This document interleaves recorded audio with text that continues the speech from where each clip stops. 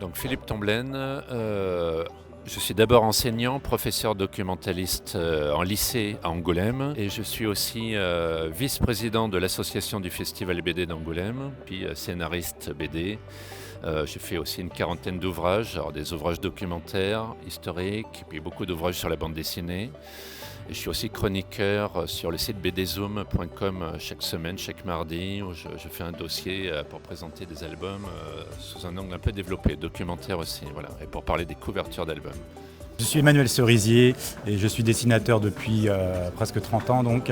En fait, j'ai commencé par du roman, l'illustration de romans jeunesse, l'édition de jeunesse pendant très longtemps, notamment à l'école des loisirs. Et j'ai aussi participé un peu à une scénographie au château de Falaise par exemple.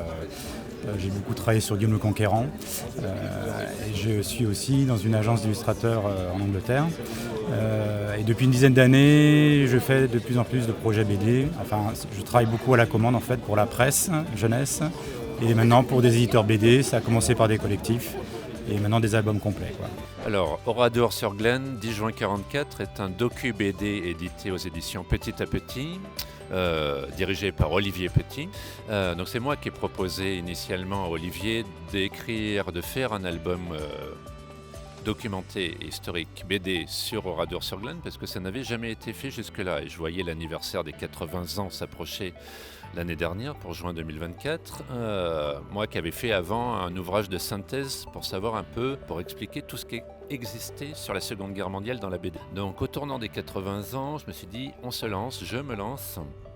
Et je voulais, dans ce projet, vraiment raconter Oradour avant le 10 juin 44, jour fatidique, puis évidemment décrire cette journée du massacre du 10 juin, comment ça s'était passé, et expliquer aussi des choses sur le après. C'est-à-dire qu'il fallait expliquer les visites présidentielles, il fallait expliquer cette histoire de malgré nous, il fallait expliquer le devoir de mémoire, il fallait expliquer le destin des survivants et il fallait aller jusqu'à nos jours. Et Olivier Petit m'a suivi sur cette proposition-là, chapitrée avec des pages documentaires et donc un choix iconographique qui vient compléter ce qu'on racontait dans les planches. Voilà. Moi, les éditions Petit à Petit, je les connaissais depuis quelques années parce qu'on a travaillé sur plusieurs projets ensemble. Et donc j'ai fait quelques BD collectives pour eux sur Caen, Saint-Malo, Rennes, etc. Et donc ils m'ont appelé pour travailler sur le Oradour. Je ne connaissais pas Philippe. Là, je l'ai connu un petit peu donc, à travers le scénario qu'ils m'ont envoyé. Donc on n'échangeait pas tellement en fait, parce que c'était surtout entre Philippe et moi, il y avait les éditeurs. Donc voilà. Et j'ai reçu un scénario complet, hyper documenté, bien carré et tout. Et on m'a demandé, voilà, il y a 3 dessinateurs sur cet album sur Oradour. Donc est-ce que tu veux travailler sur la partie, on va dire, un peu plus sensible, c'est-à-dire juste l'arrivée des Allemands dans Oradour. Et donc moi j'illustrais un peu tout le massacre entre guillemets. Moi je ne connaissais pas le festival de Saint-Léonard.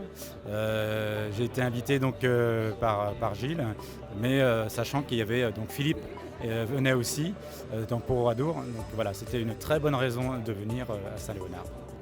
Pareil, j'étais encore jamais venu au festival de Saint-Léonard. J'en connaissais l'existence. J'avais, je crois, déjà lancé le souhait, on va dire, de venir avant, mais ça n'avait pas pu se faire parce qu'il y avait déjà assez d'auteurs invités. Et puis là, avec Oradour et profitant de la présence d'Emmanuel, c'était quand même l'occasion de se rencontrer aussi, parce que voilà. Et puis on a un autre projet d'album derrière, donc voilà, tout va bien.